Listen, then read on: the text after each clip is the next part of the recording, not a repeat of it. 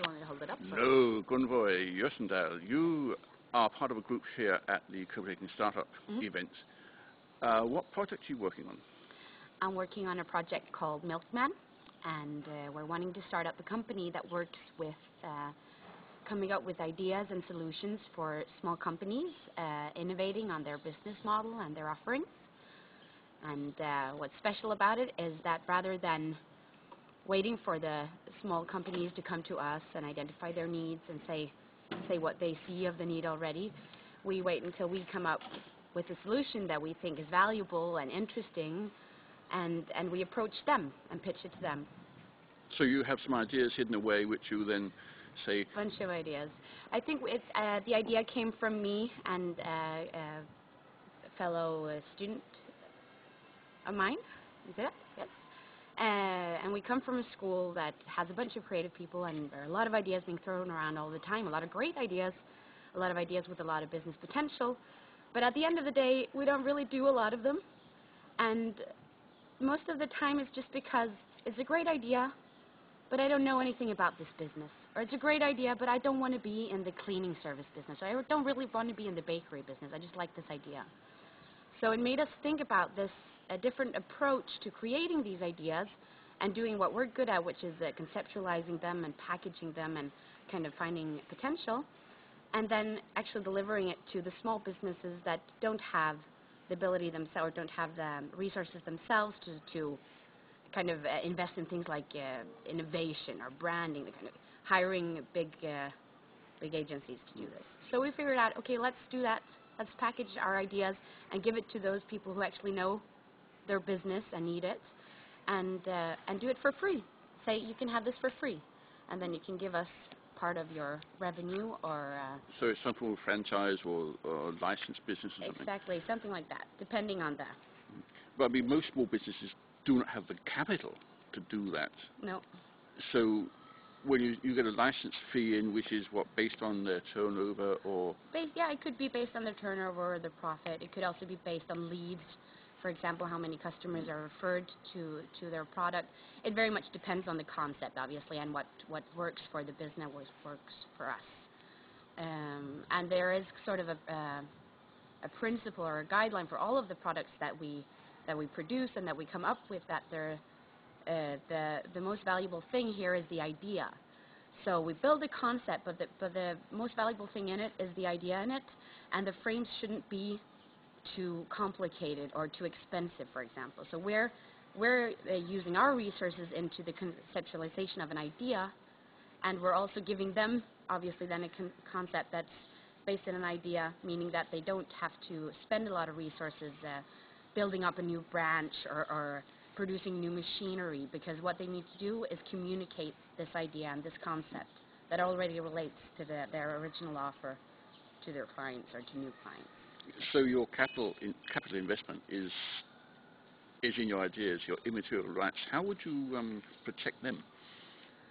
Oh, difficult question. It's one of our challenges, but it's also something that I think would be very relative to the situation, so to the concept.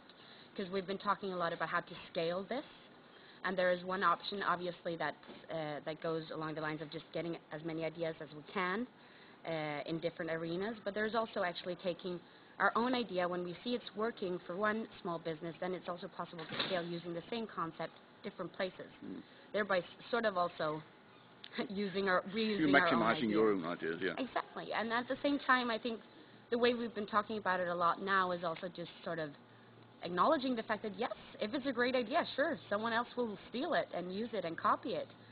So there's part of the argument saying that, well, then we'll have to do it as best as we can and give the business the best possible platform to start the idea from. And at the same time, that's our job. We give them the platform, we give them the idea, and then it's up to them as well to sustain it. And then do they want to renew it again, or what is it that then makes them competitive? Yeah? Competitive yeah. On the market as competitors arise. Okay. Now, this Copenhagen startup event, why aren't you at the Oslo one? At the Oslo one? Yes. That's because I attend the KS Pilot School in Aarhus, and I'm in the Copenhagen for now doing a project. And Alex Farset, who's one of the founders or one of the people who runs it, he was at the Chaos Pilots and had for our team a one-day version of Startup Weekend. So we did the process that we've done this weekend, we also did for a day. Okay. So. But how has the process been here in the 54 hours you have from idea generation to presentation to the jury? Yeah. It's been, Alex asked me this earlier as well. I think the best way of calling it is very much a roller coaster. And it's such a great way of going, because now we were so lucky to have our idea chosen as one, and you just get a lot of different people, a lot of different perspectives to kind of shoot it down or build it up.